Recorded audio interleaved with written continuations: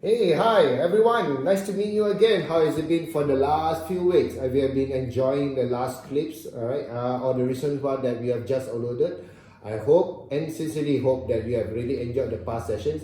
And today we have another series, and I'm very glad and very honored to be in Dr. Shawn's office. Yes, Dr. Shawn, PhD. Alright.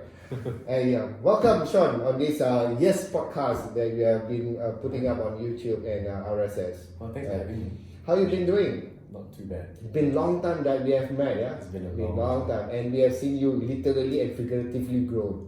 The last time I think you expanded your practice. Yes. Yeah, that's great. Thanks. Yeah, so what are you doing, by the way? So as part of what I do, I'm a clinical psychologist, and what I do here is that I see clients on a regular basis that might be going through some difficulties in their life. Oh yeah, wait, I've got a problem. Yes, Dr. Shawn, please help me. Right, you come to the right place. Oh, you come to the right. Yes. Sorry. So I'm schizophrenic for a while. No, that's okay. The thing is, our work here is unlike, it's similar to how other places like in public health that you might have someone that's troubled that want to consult a professional, whether it's a medical professional or someone like us. What we do is that then we see clients and we talk through difficult issues, and we hopefully can resolve this with them over time. So quite privileged to do this. I mean, I've been away from Singapore for such a long time. And finally back, it's an opportunity to in some way give back. All right. But as you know, I've been in public health for gazillion years before actually, How long have you been there? In the public service? 13 over years, I think. Wow. So lucky 13 or unlucky 13 for that matter? Oh, it's good. It's good, right? It's been, opportunities have been good to learn a lot of the ins and outs about working here in Singapore. Yeah. As I've shared to many students and people whom I've supervised before, we have to learn through experiences. So we picked up a lot of things here in the context where I was before in a general hospital that I worked at, psychiatric hospital. So in that context, I've done many things from less severe to very severe, what we call presentation. Sure. In other words, issues that people go through. So we did assessments in the forensic areas. We saw individuals with major mental health issues in the community. We also saw individuals in the wards for psychological problems, rehab, drug and alcohol work, child and adolescent problems also. So personally also trained specifically in child and adolescent work as well as adult issues. Quite a good range. Yeah, you have the whole spectrum, right? From the young and to the more mature. Yeah, I would say old, mature. Yes. Somewhat, yeah. So from that point of view, I suppose, coming out, I think we believe that we can try to do things in a different way to benefit our clients and patients, depending on how we describe them. So, maybe it helps with destigmatization as well, or helping individuals feel like they can approach a place without its reputation as a barrier for them to access help. So that's a big one. So COVID-19 hit us over the past year, and it actually accelerated the acceptance of individuals wanting to seek help.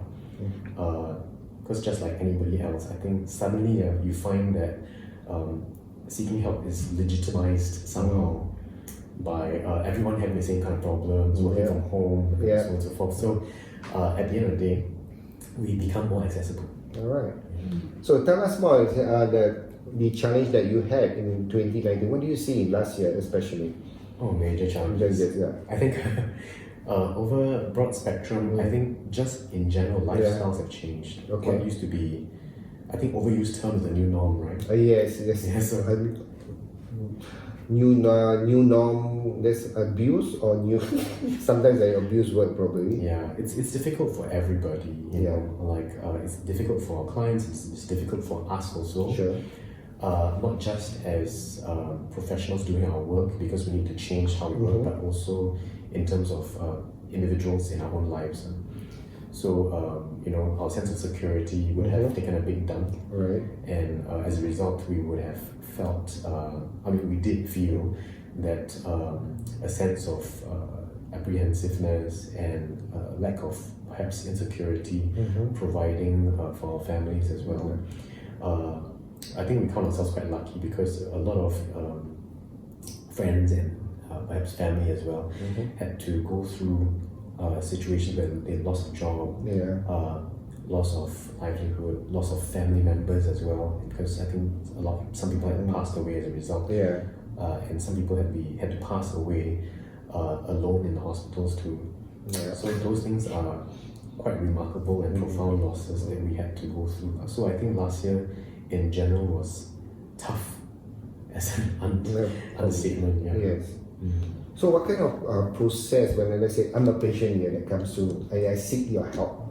So what kind of process that you put them through? If you can share an example. Yeah, sure. Enlighten to a layman like us, hopefully not to see you in real situations, but what kind of process that you bring the patient through? So in general, right, when we see clients, it can be a day-to-day anybody. It can be working professional, it can be someone who has real deficits, that feels like they cannot operate day-to-day, depending on your ages. Whenever you come in, say you're an adult client, what we would do is that we'll do an assessment. An assessment is quite standard for anybody. Assessment can last from 1, 2, or 3 sessions, and generally from there, work starts already. All right. So we get a good understanding of you, a shared understanding, such that we can proceed from there to perhaps make some tweaks in your life, but even make some suggestions for you to start thinking. Because what we think is that the process of reflection and thinking goes out the window when we are distressed, when we're stressed out about things, and when we just focus purely on problem solving. Because we know that problem solving doesn't solve literally all your problems. So a lot of things that we work with would be, a large part would be working with emotions or feelings. Some quite fearful and some quite difficult to contain. So a lot of our work requires us to be quite stable in how we are as we support our clients and to make some comments into what they might be experiencing as well. And for a lot of people, therapy seems to be quite airy-fairy, they don't really know, but actually it's anchored in what we call evidence-based research, right? So that you show that this is effective for particular situations and issues. What would you say based on the kind of patients that have come to you, all right? The people that will seek your help last year, especially because I'm sure the number has increased last year because of the situation. Probably share maybe a story that is successful. You bring them through a program that you describe for them to help them out. Maybe firstly to address, is that maybe it's just a private practice situation. But we've noticed not much will change, to be honest. Maybe more people will start to inquire because we're technically quite a new practice. Existed about two plus years in operation, and of course then because primarily if it was word by mouth, word of mouth, then people start to pass on, then you start to get to know who we are. So I would say in general, not like there are any significant changes in the number of cases that approach us, but what's for sure is the kind of issues that people approach us with, as well as the mode of treatment. So mode of treatment would be people would want to be seen over video consults a lot more than face-to-face. But this has changed as we realize over time. It's quite interesting. So before I go into like what you asked along the way, a variety of individuals that the moment COVID-19 lockdown happened, they might say, sorry, we don't want to continue, for many reasons, including insecurities. Secondly, they might also suggest that, no, I want to suddenly see you for video, right? But there are other situations where I'm going to hold back, I don't want to see you for the time being, right? But the moment COVID-19, the lockdown was extended, then suddenly people said that, who said that they were uncomfortable being seen on video, suddenly want to resume therapy. Okay. Right? And for some people that are only comfortable face to face, ultimately continue seeing us via video, even after everything opened up. Right. So it really depends on how people use the video or face-to-face situation. Sure. We understand that sometimes it's used because people do want to avoid things in general, not just the virus, but also people don't want to socialize. Yeah. Right? It helps people who are a bit more introverted or copes that way to not want to socialize. Right. Yeah. So, yeah, go ahead. So sorry, because we say introverted, the word is right. Yeah. Because many of us, even by profile, with the numbers out there, many of us are so-called introverted, which means they are not comfortable to share their feelings openly. And how do you actually get them to open up in your session like this? Right. I mean, Yeah. I use the words introverted very loosely here. Okay. I mean, there are other aspects also. I'm sure, yeah. But yeah, I mean, for people who feel quite avoidant or unwilling to come forward Yes. with feelings, you know, we're gentle with especially those people. Okay. Not like I'm not gentle with others, but when we meet these individuals, we want to firstly recognize how difficult it is for them to come forward to discuss, to come physically as well, to discuss their own personal problems. So we want to address that. Possibly also to highlight that these are, to start with, really quite hard for them, okay, as a result of how they have seen themselves cope over in their lifetime. So from there, actually, then as fleshing these out helps them understand themselves a bit better in terms of how they cope, and perhaps also finding particular situations that might not be so anxiety provoking for them to come forward and talk about themselves. But of course, this is an ideal situation. Yeah. In reality, it's session after session, talking through things, feeling upset, feeling frustrated. Sometimes,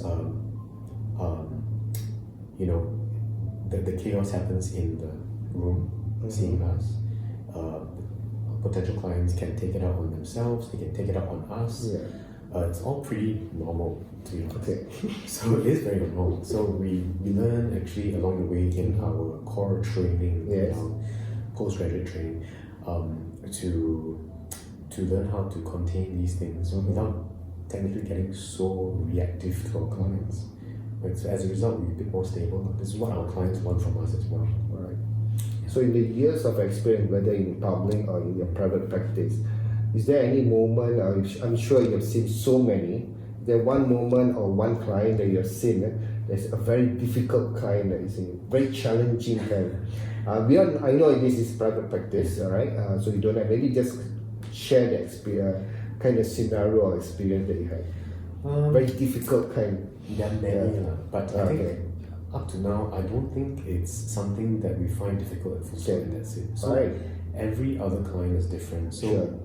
when we see them, we would then have to base everything on our way what we call conceptualize our clients. Sure. That means how we view our clients based on their history, how they cope with things, Okay. helps us understand them Right. a lot better. So as a result, there are many reasons why, in fact, a lot of professional reasons why we should maintain our stability. But if we can't, we also can try to mitigate that somehow.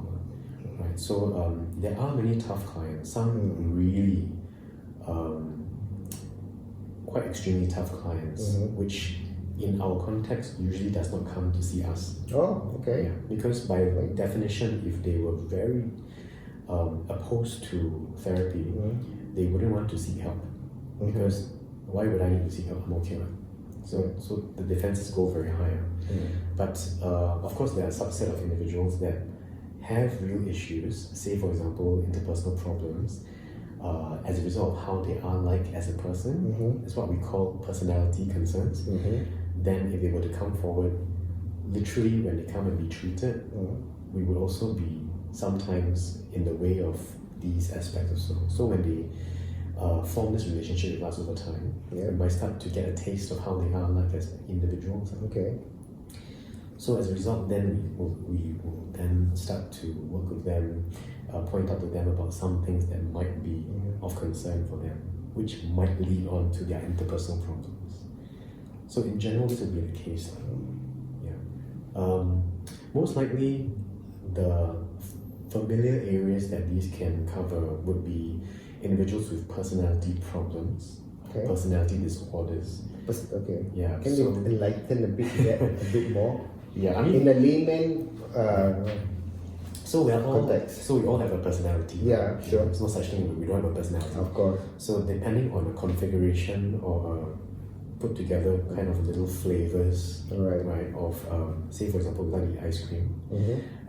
We might like a combination of different things. Our Okay. personality is like that. Right. But for some people, they have a lot of something that then presents it as a difficulty when they were to form relationships. Right. So as a result, when seeing some people like this, we might get a lot of some of these flavors. So things can be said, can be taken to the extreme, misinterpreted. People might tend to be a bit more paranoid about us, might get overtly sensitive or anxious about particular things, almost obsessive sometimes. All right. Some individuals would present with a lot more aggressive attacking tendencies, sometimes a bit more masochistic or a bit more sadistic kind of ways of managing situations.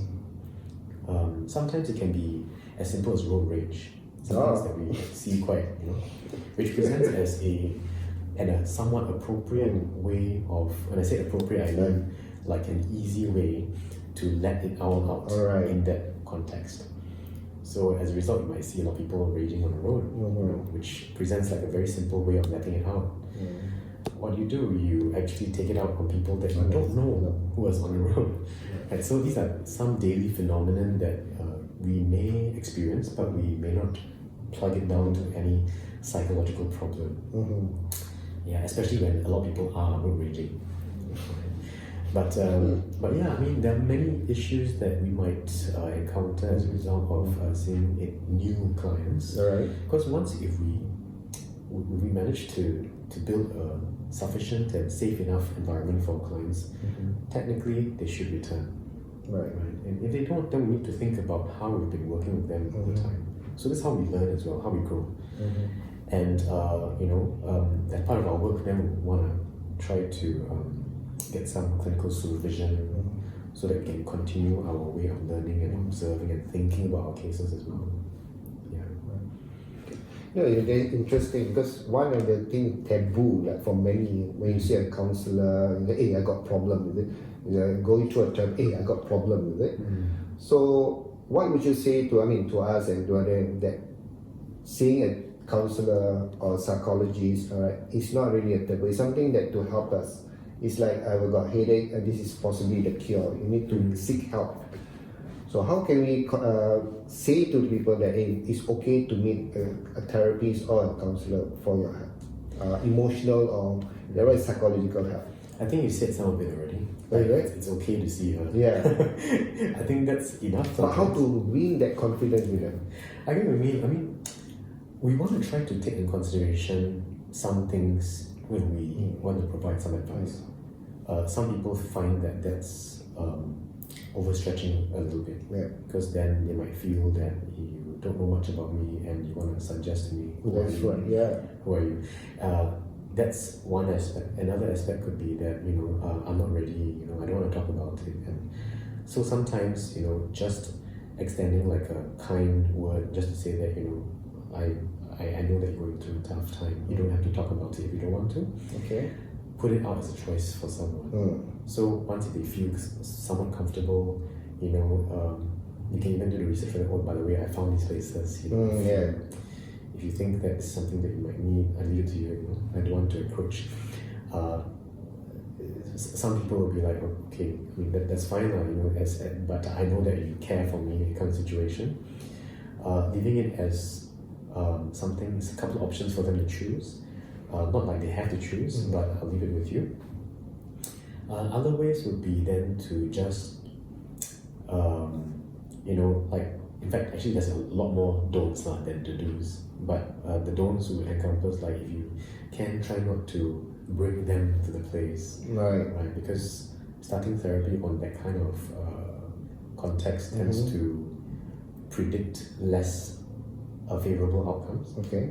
Because motivation is very low, Yeah. they don't think they have a problem, and as a result, there's no psychological awareness of the issue itself. So if there's anyone out there listening to us also talking, Yeah. if there's family members, friends, and all that, Sure.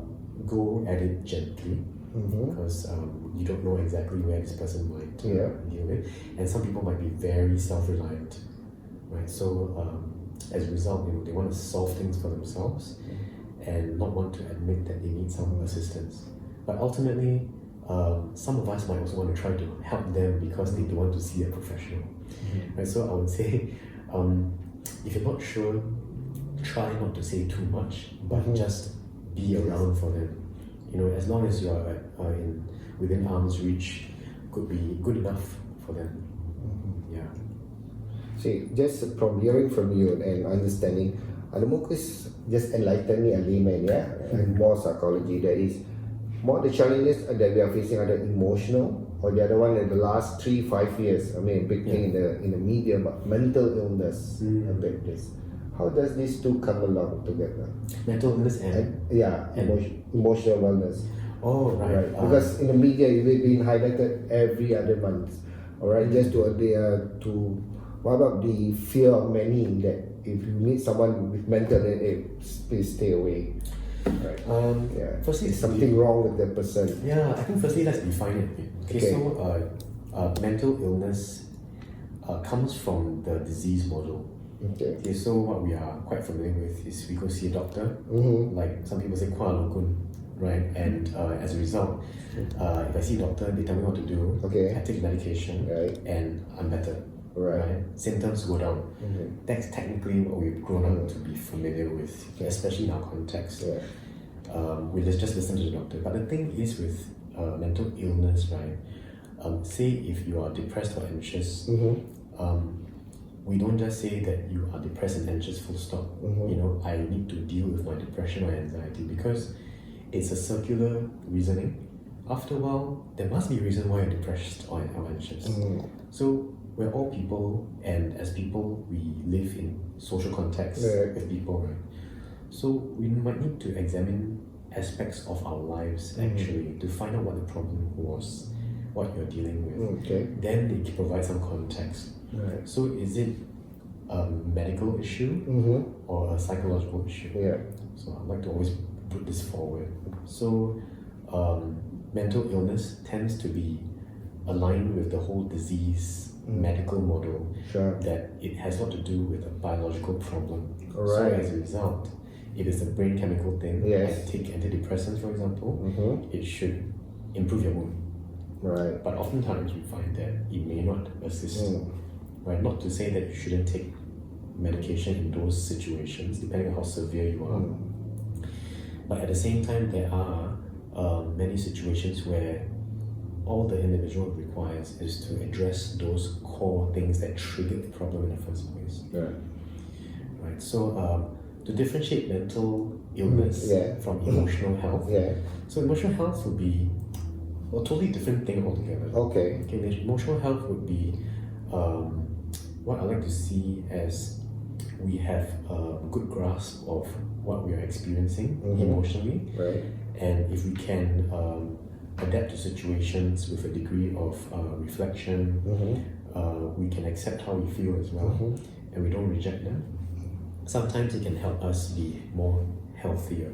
Right. So emotional health generally would be associated with a more expression of feelings, better reception of feelings from other people that you're around as well. The common things that we see that are issues typically surround relationships that are quite rejecting or dismissing of one's feelings. Right. So if you have something you want to tell, oh yeah, I'm so excited to tell you something, but then the individual is like, yeah, okay, or like, no lah, brush it aside. Things that we don't realize that we do so automatically. Independently seems like it's okay, but over time, that's where the damage comes. And most often from childhood, in certain contexts that might be quite hairy and sensitive, right? But a lot of us can also say the counter argument and say, hey, but I tell okay what? my parents whacked me, and often very bad. I end up in hospital. Yeah. I got steamed by an iron, things like that. But you might then start to feel kind of like reactive to certain things in your life. Doesn't emotional health affect your mental health or the other? Yeah. I think both. Is there a correlation between the two? It's a good question.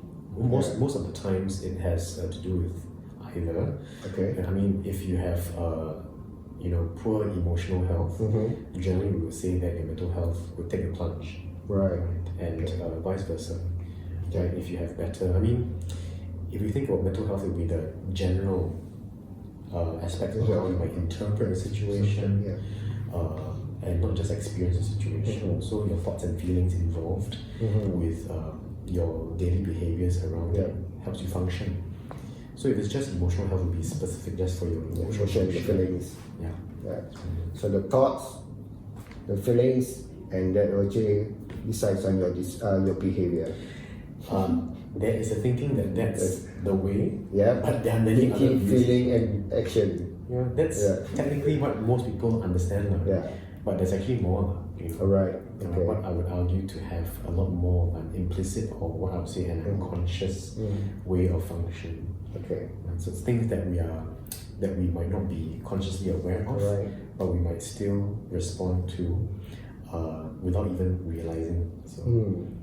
So some examples would be like if I were to go to the kitchen to get a tea, and then I'll just go and get one for myself. Okay. But when I come back, I get problems from people around me. It's like, hey, how come you didn't get me a cup? I didn't do anything. I mean, okay, but I'm just used to that, right? But that's somewhat like an implicit response to a situation, right? Because I came from a place where maybe I need to just do things for myself, right? Other things that might be quite unconscious would be, meeting someone on day to day, not being totally aware that you're actually infatuated or in love with the person. Right? So these things can arise. The more you entertain that, you start to become more present to the surface of your consciousness. So, that's why temptations and situations like these tickle on the unconscious quite a bit. Right. Just as a small thing, as an example. Yeah. But there's a lot more examples and things like that. Alright. Okay, great. So we'll take a break. Yeah. We'll take a break here. Alright, we'll continue for the next session. So stay tuned, please, for the part 2 to this program. Thank you.